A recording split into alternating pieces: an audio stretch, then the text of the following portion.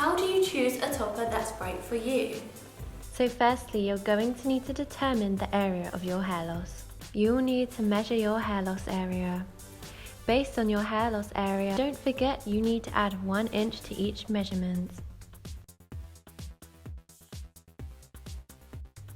Then you can choose the topper base according to your needs.